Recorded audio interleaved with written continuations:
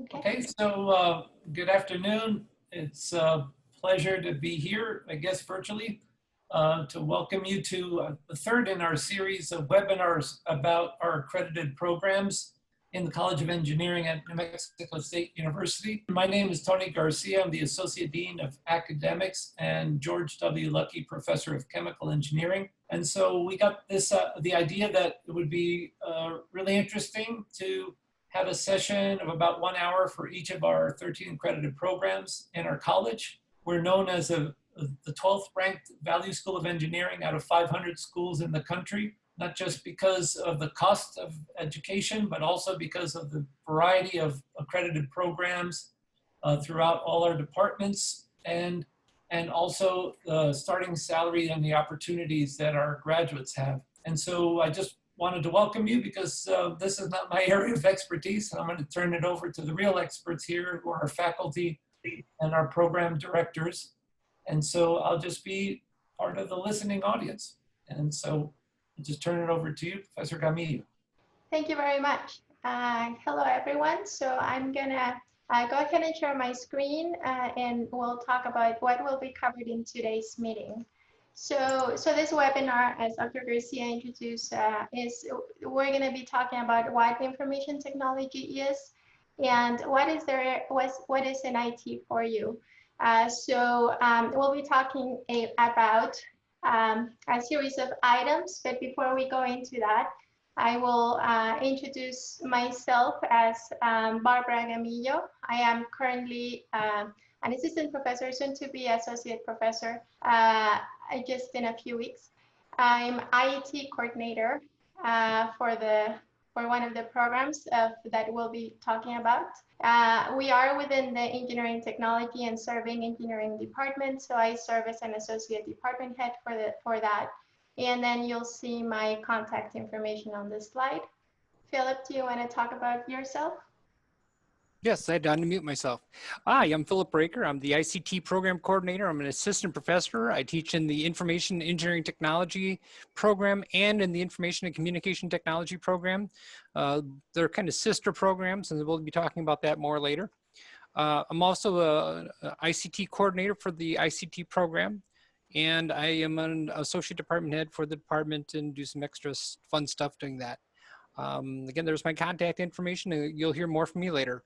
Thank you. Rolf, Dr. Sassenfeld? Yes, thank you all. So I'm Dr. Rolf Sassenfeld. I'm also an associate professor in the engineering technology department, and I am the Masters of Information Technology program coordinator. And my information is down there. It's rolf at nmsu.edu. So although we'll be talking about undergraduate programs too, if you're interested in moving on to master's at some point, or you know somebody that is, I would be the contact for that. So look forward to talking to you soon again. Thank you. Dr. Bello? Hi, everyone. I'm Dr. Oladaya Bello, and I'm an assistant professor with the IET department as well. And I newly joined the department and also NMSU. And if you need anything from me, you can just contact me via my email. Thank you very much. So after a faculty presentation, we'll get started with what actually IT is. Now, as we get into the information of what you can do with it and everything, we'll first just do a brief overview of the two IT programs at NMSU. We have, of course, plus the master's. We have a Bachelor of Science in Information Engineering Technology. And this is typically a face-to-face for your degree. Of course, due to the current circumstances, we've resorted to some or to mostly online, but we're hoping as soon as it's safe and possible for everyone to come back face-to-face to continue that. And that allows us to do hands-on labs and hands-on projects, as you see it listed here on the bullets. This program is ABET accredited, and it requires up to Calculus 2 when it comes to math. And its curriculum, we'll just do a brief overview of the curriculum, which we are proud of it to be what we think it's a very well-rounded education. So we take some computer classes, computer science classes, business, and also electronics. And we'll just do a brief overview on that. Then we also offer a Bachelor's of Information and Communications Technology, or the ICT program. This program is a completion program. So we only offer the last 2 years of a 4-year bachelor's degree. This means that it is very flexible for those students that may have completed an associate's degree or may have already started their education and they have, quite a few credits. It can be into another area, but the first 2 years, you're mostly completed, and then you would do the last 2 years in ICT. We also have a lot of our students are students that are coming back to school to get a second degree. And but we also can start doing ICT as freshmen. And we'll the first 2 years for ICT are very flexible. The first 2 years for IET are more of a standardized system, again, to provide the well-rounded education. HLC is the accreditation of the ICT program, and this one requires up to a pre-algebra for math. So we have, and as we go through the presentation today, you'll hear the ICT or the IET, and this is really what we're referring to if you feel lost along that. Okay, so and this just gives you a little more information into what the first 2 years of the information technology program does, and that would be the IAT one, the 4-year typical face-to-face program. We have, of course, our IT courses, and so we have Windows administration, Windows Server, Linux administration, computer networks 1 and 2, digital forensics 1 and 2. We get quite a few programming languages. Some of these are going to be new to our curriculum as of this fall that we are working on fully implementing. We also resort to some courses in computer science. So we get some of their data structures and discrete math that are not only necessary for our accreditation, but also allow you to have, a broader view of the technology world. We have business classes that includes information systems and e-commerce. And we also allow or provide students with an option to do a business elective. And we have some microprocessors and digital logic to understand the electronics of hardware and how computers work on the hardware side. And with that, I am now going to pass it over to Professor Breaker. So the program, we look at it and you can see what the ideas are between the IET, ICT, and the objectives there. But we're looking at kind of the higher level objectives of what we want our graduates to be when they come out of our program. And so we've defined our educational objectives. We work through this with ABET, and this is part of the ABET accreditation process, is to make sure that our objectives meet the IET requirements. Our goal is to have our graduates proficient in database, web, networks, operating systems, coding, information security, and computing infrastructure. Now that's kind of a broad, and it covers a lot of areas. And so we're not making specialists, we're making people that are well-versed in all areas of technology, because technology changes.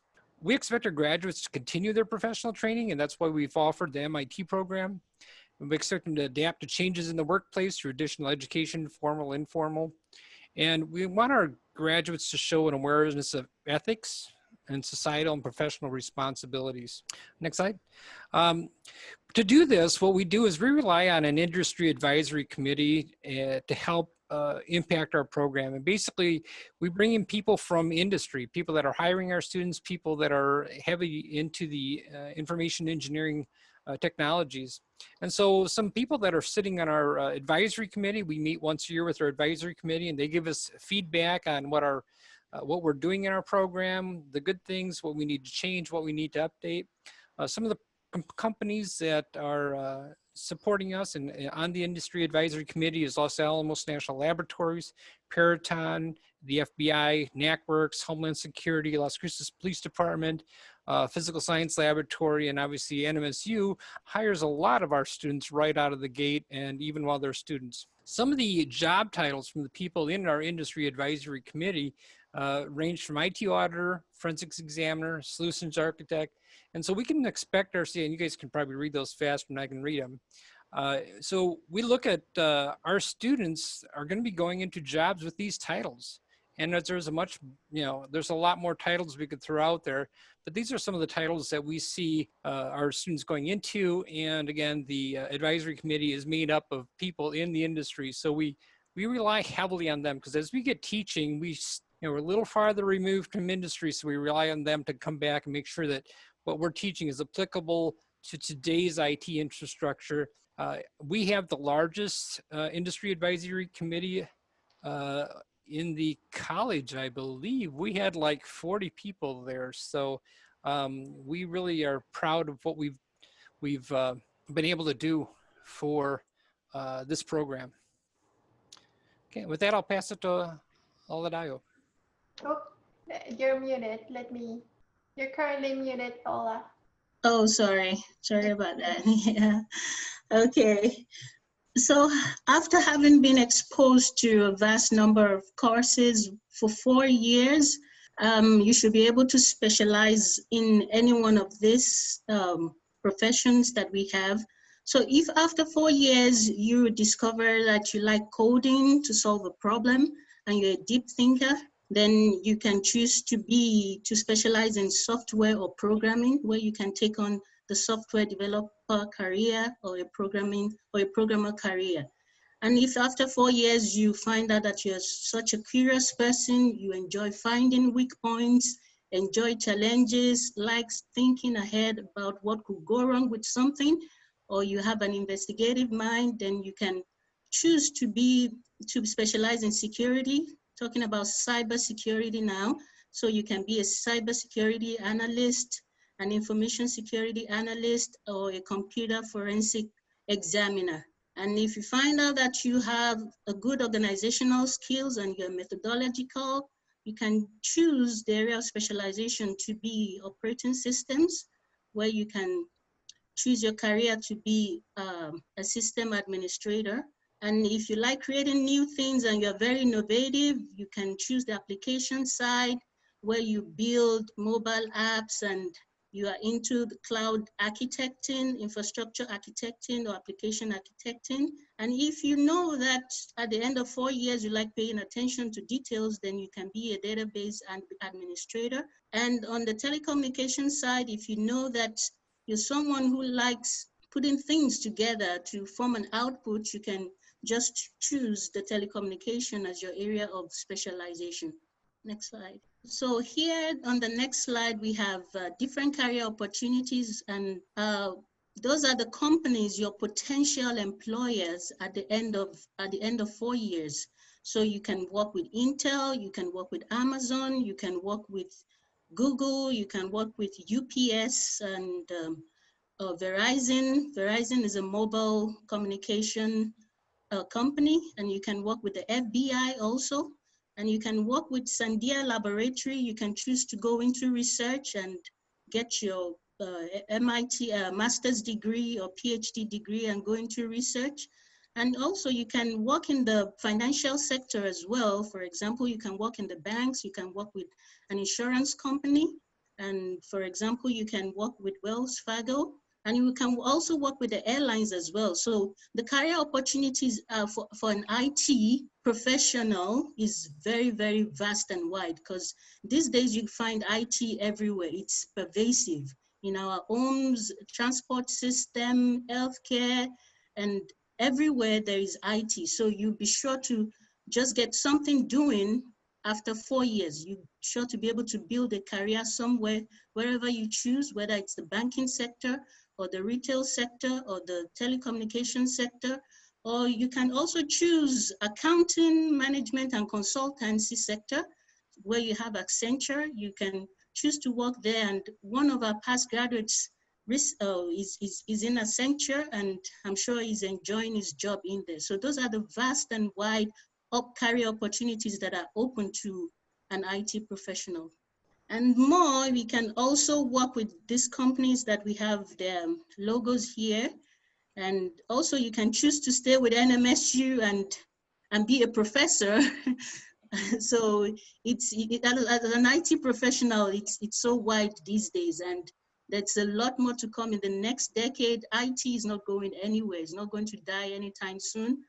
Looking at the advancements that we see with technology, and technology is found everywhere. Even doctors need to know about technology in the next 10 years to be able to work very well in their profession. So IT is permeating into every aspect of life. So you're sure to be sound and good and get something, get a good career going, get a good salary for your pocket at the end of 4 years.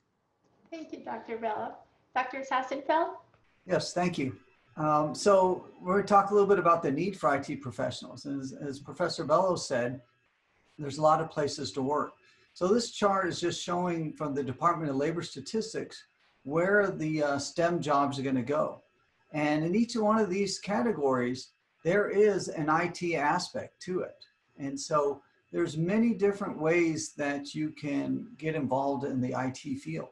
Right now we're in a Zoom meeting because we're not in a building. So because of the pandemic, many companies have just finally learned how important IT is. Quite a few of them have been struggling because they didn't have the IT infrastructure in place to go to these types of things. Companies that didn't have apps and weren't able to do online sales have struggled during the pandemic. And those that had IT professionals and software developers and such were able to adapt as best they can. So this is what the Department of Labor Statistics sees as the growth in the STEM fields. And again, every one of these has an IT aspect to it. So you'll have lots of different things to overlap IT with what you like to do in life. So next slide, please. And then again, this breaks out where are those STEM jobs going to be through 2020. So this is what they're looking at today. 73% are in computing. Engineering directly is about 16%. And then, you have these other various categories. And the key here is just to see how many different categories there are. So if you like computer support, software development, system analyst, all these types of things, networking, information security, even the mathematical sciences. If you're going to work in a scientific laboratory, they have IT requirements. They have a lot of specialized software, specialized equipment, and they have to have IT professionals. So there's just a great deal of opportunities in IT in general, but also opportunities, again, for you to find a match into the part of IT that interests you the most. Okay, so one more slide, please. And then this is really hard to read, but basically this has IT job descriptions. And if you look at them, you'll see that the salaries are very large.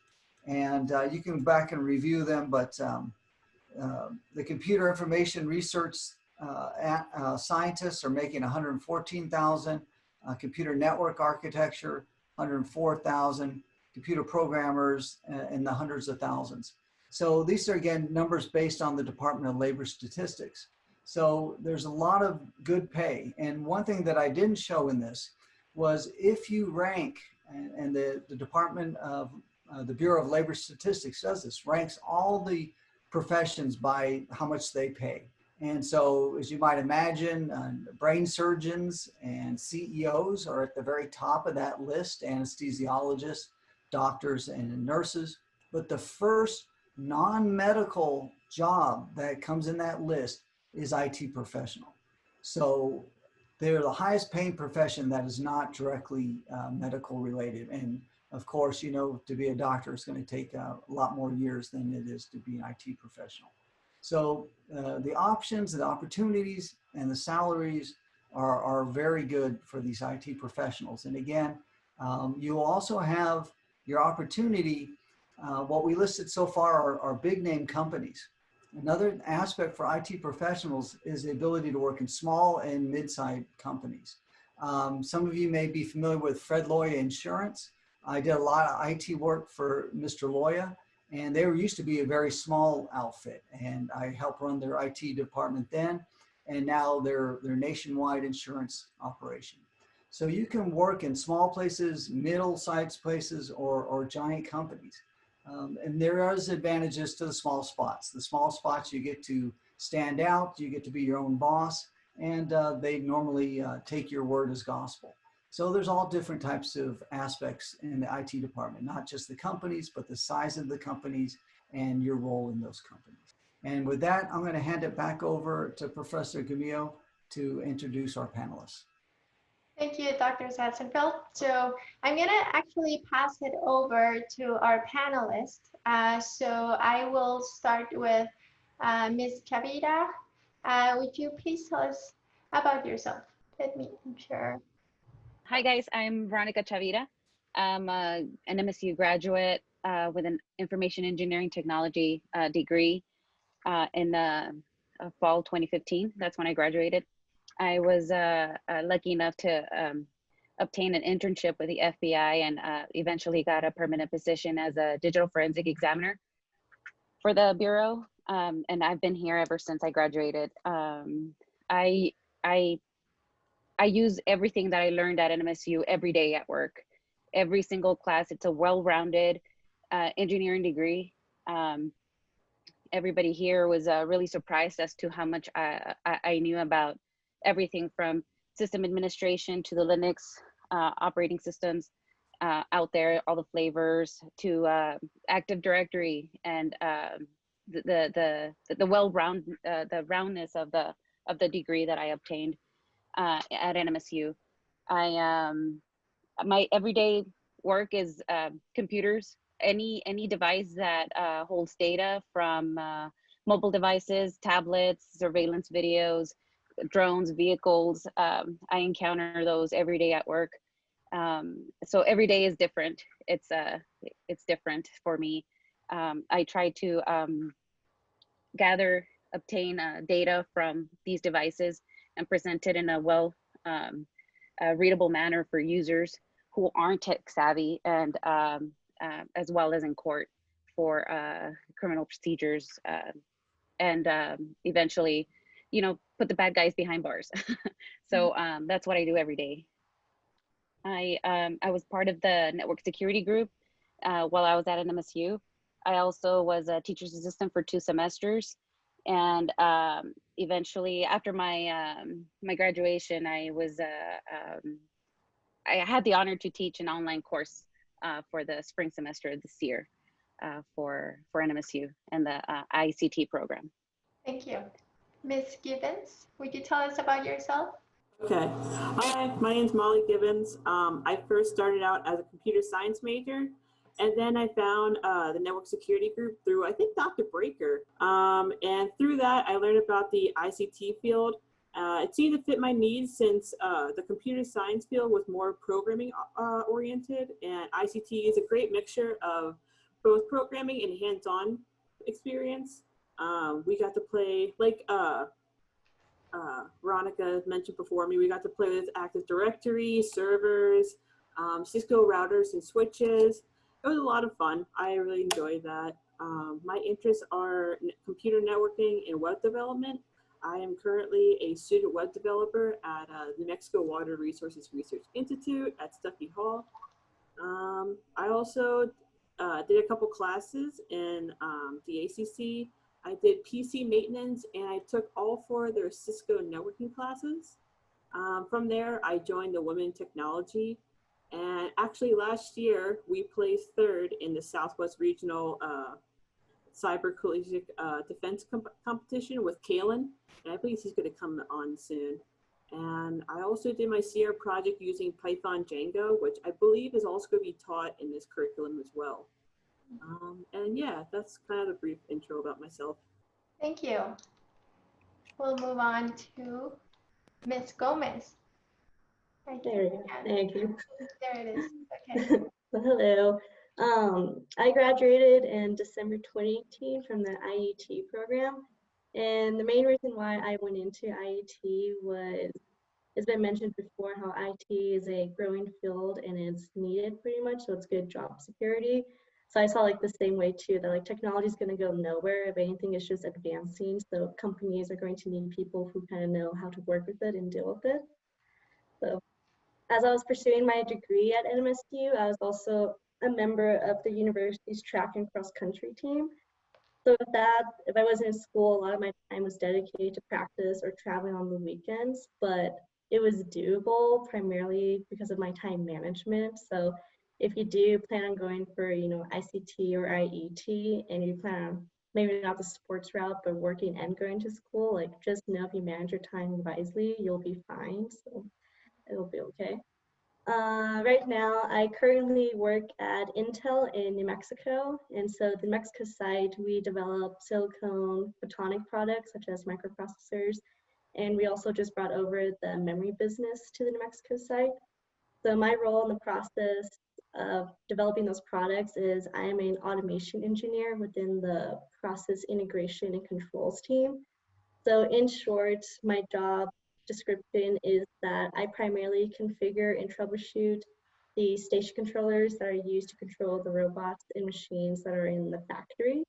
And I'll be in December, it'll be 2 years that I'll be there. So I like it so far. It's interesting. I didn't think I would be able to do this with my degree, but a lot of places you have to keep in mind, they just look for a technical degree. So with information engineering technology, they loved it, I guess.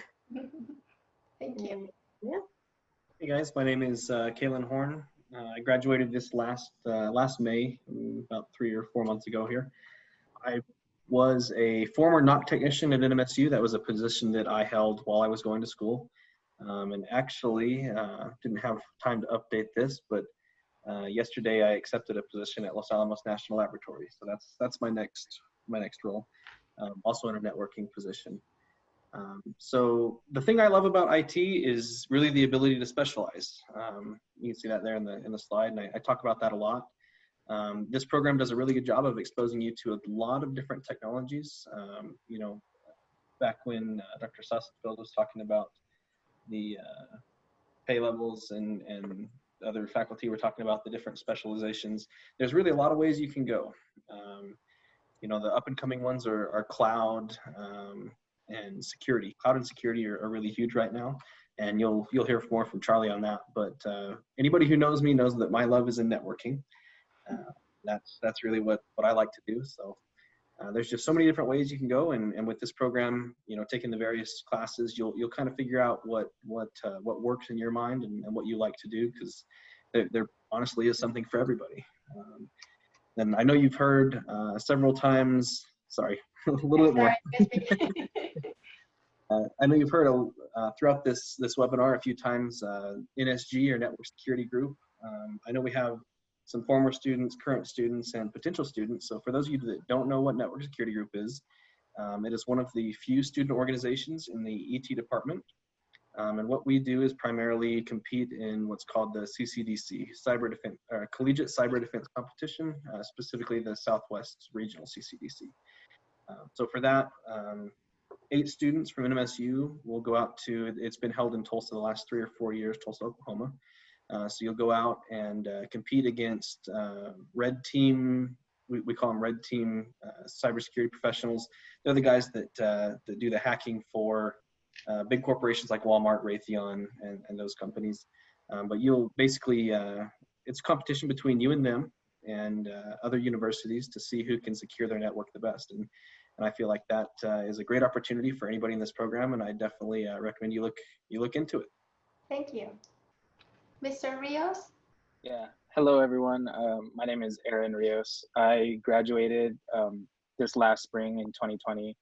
And when I attended NMSU, I graduated with my degree in information engineering technology. Most of my time there, I really try to focus my skills into networking.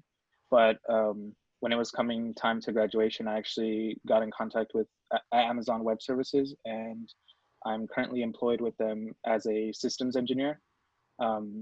My job really entails building scalable distribution systems for the US intelligence agencies and helping them implement cloud computing solutions to their technical problems.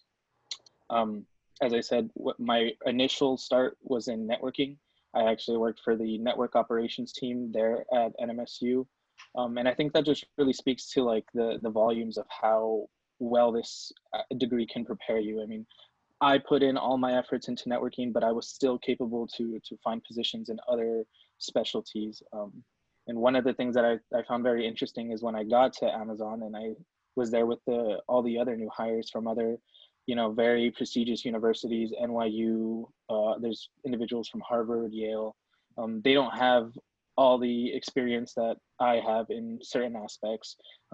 They really focus more on programming, where we have a, you know, vast majority of other disciplines where we gain the knowledge from them. I think it's really a great opportunity to, you know, get your foot in the door and, you know, find a company that's best suited for you. Thank you very much. And Charlie, Mr. Trujillo. Awesome. Hi, guys. Yeah, I'm Charlie. So I'm an IET graduate from December 8, 2018. I've been working for Accenture now for almost a year. I'm a cloud advisory analyst, and the reason that I chose to go into the IET program is because IT brings like new challenges every day. Tech is always changing, and I do like to think of myself like always learning. It keeps it from getting boring, right? So with that, IT always does give you a new challenge. And one thing that I would say about the IET program is that it definitely gives you all of those tools to kind of tackle those challenges and figure out solutions. So what I do right now with Accenture is I'm part of the business and technology integration sector. And basically what I do is I kind of integrate myself with the client, and we kind of give solutions to some of the problems that they're having and develop new technologies for them. So for example, one project that I did was a Windows 10 deployment. That one was pretty straightforward for the client. And we just pretty much replaced all of their old computers that were on Windows 7, upgraded all of them to a Windows 10 platform. And now my current project that I'm on right now, we're building a customer information system. So we're building like a huge database, and we're going back and forth between the developers and the business. So I would say right now in my current role, what I do is I communicate the technical language from the developers into layman's terms so that way the business can understand. So the IT program definitely gave me that skill, I would say. So moving on to a little more of my experience with NMSU, I did serve as an ambassador for the College of Engineering, where we helped lead like retention and recruitment events for the College of Engineering. I also did have various on-campus jobs. I worked for the financial aid office, the admissions office, and then not to mention the College of Engineering IT department, where we would make sure that all of the labs were good to go and image those computers and so forth. Thank you. Thank you very much. And that completes just the introduction of our panelists. So now we're going to open it a little bit more to a just a conversation. So I'm going to stop sharing my screen right here. And just to start conversation at this time with panelists and faculty, how did you feel your transition was from being a student to the professional world? Did you, is it what you expected? So we'll just get you started with that, and hopefully you'll take on from there. So, I think you might have to go back and unmute everybody again. Yeah, it seems like I do. So once you're muted, you have to re-unmute. Okay. There we go. There you go. Well, first, I guess we should start by congratulating Kalen on his new position with Los Alamos. That's very great. Thank you. Awesome, congrats. So as far as this first question goes, I don't have a whole lot to add to it. I'm just kind of getting into things. So I'll let you guys kind of take that over, but I appreciate the congrats. Charlie, do you want to talk about your experience? I know you were waiting for the best position or the best location. So tell us about it. Yeah, so one thing that I would not recommend is starting your job search very late. I started my job search probably 2 weeks before graduation.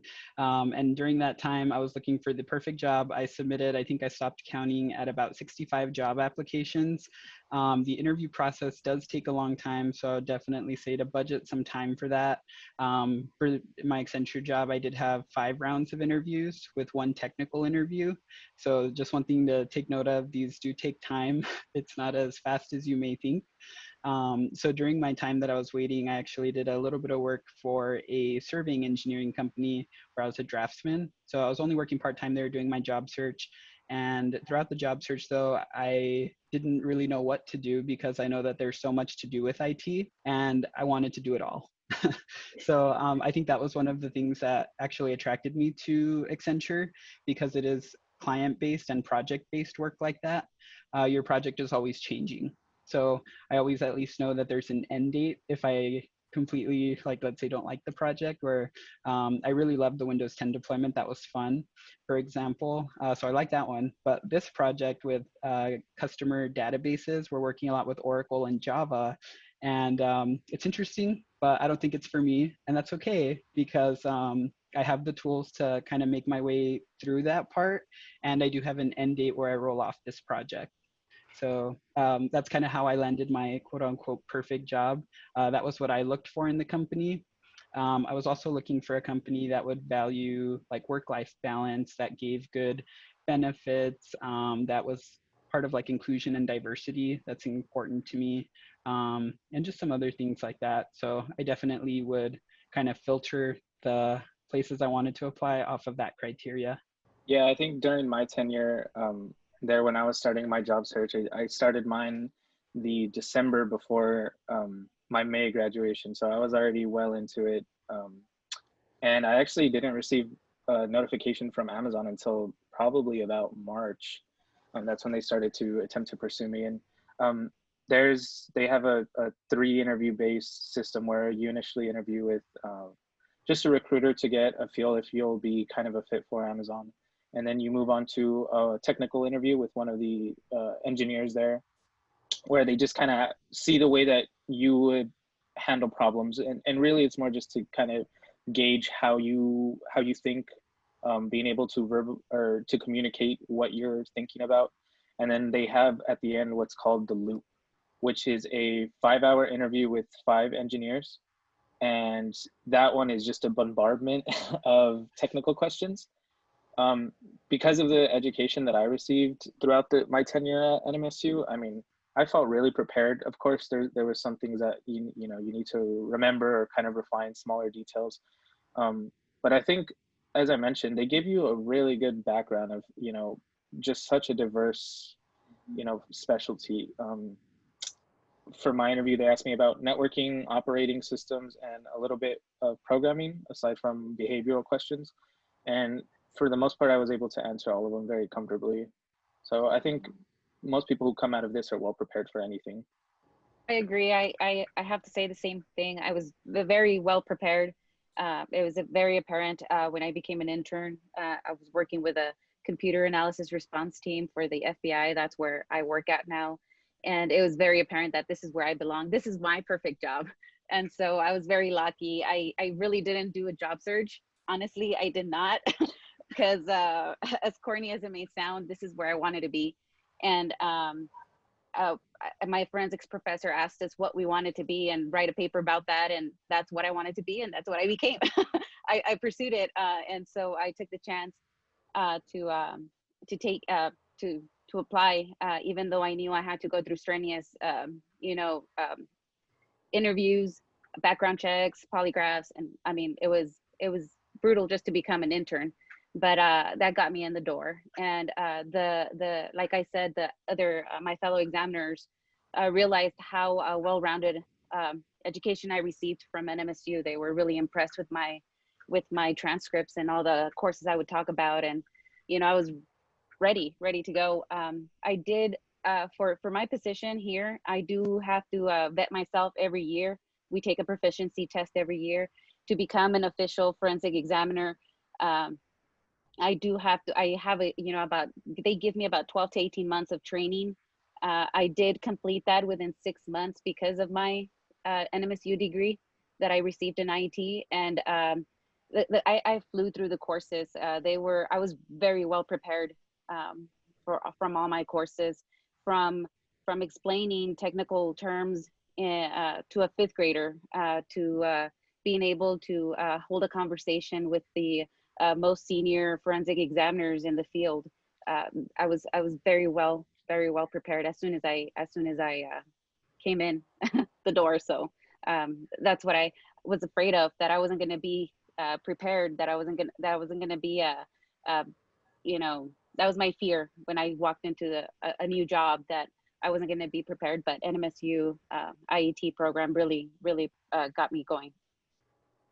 Nicole, would you like to share some of your experience? Yeah, I think it was for me personally, it was like a smooth transition going from school to like career, just because I started applying, I think in November, and then that's when Intel started to interview me. And then I also want to mention, the only reason I applied to Intel is because it was brought up that the NMSU, the career field fair over there, that they were hiring, Intel was hiring engineering technology majors. I was like, figure, okay, well, I'm IET, so I have the ET part in it, so might as well just go for it. And so I went to the interview, and even the interview, I remember I met with Barbara, and I was like going over like a couple of interview questions, like, oh, like what do I do? You know, just like asking like tips and everything. So that helped me be prepared too. So like the professors are like great and amazing, you know, like they truly do help prepare you, as long like besides teaching the material, but just other things like the interview process. So that's why I was prepared for the interview. And then there were technical questions like about database and scripting and just like typical troubleshooting. So that one I felt comfortable with. But then even starting with work, it was just kind of like applying the way I did school to a career. Cause like, you know, both settings, you have like deadlines for projects. So it's like, okay, like I'm capable of managing my time and like being able to reach these deadlines. So I had that part. And then it was also just cool because like after 4 p.m. every day, like I'm done with work. Whereas with school, you know, it's like, oh, you go to classes and then you have homework. But once you have a career, it's just like, okay, like at least for me personally, it's like I'm just done at 4 p.m. So it was a good transition. I liked it. I'm glad I started a week after graduation, so I didn't have like time to like just relax, quote unquote, you know. Yeah. It was good. I think one of the things that's kind of overlooked in terms of just joining a 4-year program is the amount of networking, not necessarily the technical networking, but the meeting of other individuals who have different backgrounds, who have knowledge of different things. One of the things that I really took advantage of was the fact that I could meet people who were better, Linux administrators, people who were better at networking, who had backgrounds in working with firewalls. Kalen, in the program, he was known as the networking, genie. So if you had a networking question, you could talk to him because he had the experience, and you can just bounce ideas off each other, get knowledge. And it also goes on to even after, when people are already in industry. If you know someone who works for a company and they've worked side by side with you, they know your strengths, your weaknesses, it can help you find a job, it can help you find placement in different places. So I think that's one of the things that's kind of overlooked, but is a major part of postgraduate success. I'll echo that. A lot of my job search. So I was kind of like Charlie. I had a plan going into post graduation, and the pandemic kind of screwed that up. The company that I had planned for, they weren't hiring at the time. So I started looking at other options, probably about 2 weeks before graduation, like Charlie said. And I learned that a pandemic is not the best thing for hiring in any economy. So I probably put out over 100 applications, and got 3 calls back originally.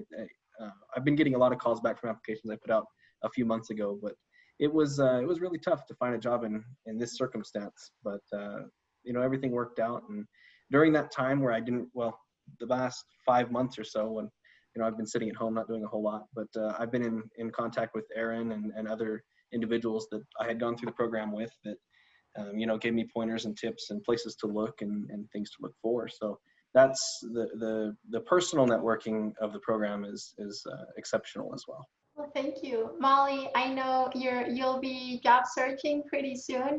Molly has just graduated this summer. So actually, just like last week, she finished her last course. So have you started your job search? How has that been for you? I'm sure you're back soon. I've been doing my job search. I've been applying to a couple of places, and I do have some phone interviews scheduled up. And it just sounds like everyone else's. It's always a stage. There's always it's either a 3-stage process or a 5-stage process. I hope I'm not in Aaron's boat where I have a 4 or 5 hour meeting. But yeah, they're all relatively the same. They'll ask you questions like, how would you debug this? What would you do in this situation? Or sometimes they may ask you to do a programming test. So yeah, everyone's experience honestly is pretty similar to mine. Okay, you have felt prepared for it? Yeah, for the most part, yeah. This major has definitely made me prepared for debugging and all these programming questions. So thank you all very much. We only have 10 minutes left. So what I'm going to do, I'm going to open it for the audience to ask our panelists or faculty questions. So I don't see a chat box, so I think I'm going to just allow everyone to unmute. And then if you have questions, you can, raise your hands. I'm sure you can see that reactions is part of your menu there. But I'll just first open it, and if it's too much, I'll close it again. So please. Barb, I have a quick question, and I don't know if any of the panelists want to address this. Coming into the program, I mean, we're looking at high schoolers coming into the program. How are you? I guess sometimes people feel like coming into a program like this, they need to be really good and would you say that's a requirement coming into this? Do you need to be technical coming into this program, or can you come with, address that a little bit? I don't think you have to even have any technical background, honestly. Really, if you just come into the program with an open mind, a willingness to learn, a willingness to show up every day and do the work that's necessary, I think you'll learn. I mean, one of the things that the department does very well is it brings individuals who have industry experience, who can provide you with knowledge about what you would be doing in a day-to-day situation. Some of our courses go even beyond that. So by the time I finished my Networking 2 course, I had as much experience as some of the network engineers that had been there for multiple years. So I think you just have to show up with a willingness to get the work done, and you'll never have a problem. I also want to point out like the tutoring center. The College of Engineering does have their tutoring center on the 3rd floor, and that's very helpful too, to go ask questions about all of your classes, as well as doing office hours with your professors. Yeah, so I have a lot of participants to unmute, so please unmute yourself and ask questions to our panelists or faculty. Yes, Chris, you have a question, please go on. So I wanna know if Kaylin's gonna hook me up with a job when I graduate next semester. I don't think I'll have any say being a first-year employee. So definitely welcome to apply anywhere that you feel that you'd be a good fit. And I'm sure with a degree out of this program, I think you'll have a really good shot. I have a question. So in either program, what would be considered the hardest course or courses that are kind of like I don't know, like a weed out course, or what's the more rigorous course? I think coming from a student's perspective, it's definitely going to be some of the courses you meet towards the back end of the degree, some of what's considered the 400 level courses and 300 level courses. It's just your junior and senior year. It's just because a lot of it's more project based. It's really about, apply what you've learned. It's more than just recite what's in this textbook. Let's go ahead and apply it into a project. So for me personally, I know I struggled a little bit with one of the microprocessors courses, which had us coding in machine code, and as well as I believe the other one, I forget what it was called, and just learning more about hardware. But yeah, most of those 400 level courses are going to require a little bit more attention, but it's really just because it's more application based than reciting or regurgitating information. To contrast that. Oh, go ahead. Go ahead, Charles. Yeah, to contrast that, I was gonna say, for me, it was my very first programming course, which was programming in C. I took it my freshman year, and that was totally new to me. I had never programmed before. So for me, that was like an entry-level course that I would consider kind of hard, that somebody may kind of take as like a weed out class, how you mentioned. It definitely isn't that though. It's definitely a place to learn. But yeah, to contrast that, I would say it was an entry-level course. I wanted to say that some of the courses, it just depends on what you're really interested in. Like for me, I was interested in forensics and the incident response type of aspect of the IT IET degree. The more challenging ones for me were the hacking and penetration ones, because they were really project based when I took them back in my day. But yeah, those were the more challenging ones. If you're not interested in forensics, you'll just take whatever it is on the flow chart that is that you have to take. But then if you're interested in networking, you know, like these other guys are, then that'll come easy to you, I believe, if you're willing to put the work in. Yeah, I'm looking at the degree completion program. So it's like all the courses in the program are required. So yeah, and Molly can speak to that program. She finished the 2-year completion program. So she recently did the senior project. And do you want to say a little bit about that, Molly? Yeah, definitely. So for the senior project, you mostly have free range on whatever type of project you want to do.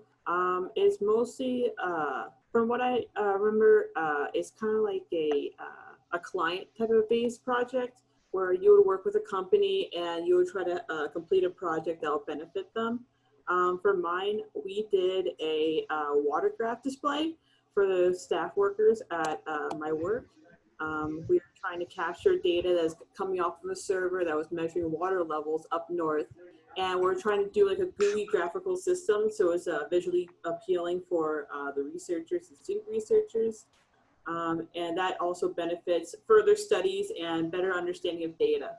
And I did that in Python, Django, and Google's Data Studio. So thank you for your questions. For any other questions from you or anyone else in the audience? Carlos, you seem to have a question. Yeah, I think I do. So I'm still in school, but my question for the postgraduates is, what were your worst and your best habits you had throughout your college career that made your life harder and easier? I have one memory that always just comes to mind is staying up really late, but with your friends. So I remember one time we were working in lab and it was already, I think like 3 in the morning. We were trying to finish. It was actually the machine coding language class in assembly. It was me and Nicole and another friend, and we were all in the lab trying to figure it out. And that was like, oh my gosh, the worst. Who wants to be coding at 3 a.m., right? But it was also the funnest part too. We had gotten like pizza or something, and we were all just hanging out trying to troubleshoot it, and I think we figured it out. I don't remember exactly, but I'm pretty sure we did. So that was really fun, but also not fun. I think the best habit that I developed actually in college was just learning outside of the classroom, extending your learning to, I mean, we have the capability of accessing the internet, and there's tons of industry professionals that just put, you know, educational courses, educational videos for you to watch, and it really helps refine some of those skills. The worst habit, however, I had is when I started, I completed an associate's degree before I graduated high school. So during that time, I never once read a textbook, a single page out of my textbooks. And I actually got advice from somebody. They're like, you know, you can use them for information. And when I actually started reading them, I was like, wow, they really are helpful. They're not just paperweights. So I think reading your textbooks, and most of the information you need is going to be in those textbooks. So I think just taking the time. I also have to say that it takes a lot of your own initiative to learn other things, you know, watch YouTube videos, listen to podcasts, keep up with the cyber technology news. You know, there's so much out there that you can ask questions about, and that'll start like kind of make you curious about what's, you know, what the advancements that are coming to the field. I think that's very important. I did that. I started just listening to podcasts. I would put YouTube. I was a mom. I'm a mom of 2. So I went back to college like 10 years later. So I was a mom of 2, and I had a household to keep up with, and it was difficult. So I didn't have time to stay at school. But when I had a project with my peers, I would stay and work on a project together. But managing your time and just taking that extra initiative to learn outside of the classroom is also very important. Well, thanks. I appreciate you guys' feedbacks. You're welcome. All right, and I believe we're up to only a few seconds left for this. So I would like to thank everyone, faculty, panelists, and definitely also those of you that took time out of your schedule to come and visit with us and learn more about IT. So I will, you have the information for contact for faculty. We'd be happy to help you with any questions you may have about the ICT, IET, or even the soon to come kind of here Masters of IT. Thank you all very much for coming. If you didn't get to ask your question, please feel free to email us your question, and I'll put that, you can contact probably Miss Chelsea Lester. You contacted her for the password. She'll have our information if you didn't get it, but you can always go to et.nmsu.edu to go from there. So thank you all very much. And Dr. Garcia, I'll take it back to you. Again, just thank you for participating. It was really great to hear all the information. I learned a lot about IET and ICT. I thought I had known a bunch of things, but I picked up some things, and I also learned a lot from graduates here and what they were interested in. So I think it's been a really interesting webinar, and I like the format that you guys decided. This was decided by Professor Gamillo and his colleague and her colleagues here. And so we'll have this recorded, and what we'll do is we'll provide that as a resource as well, so that students who are interested potentially can actually watch it again through our social media channel. Again, thanks for coming and participating, and have a great evening.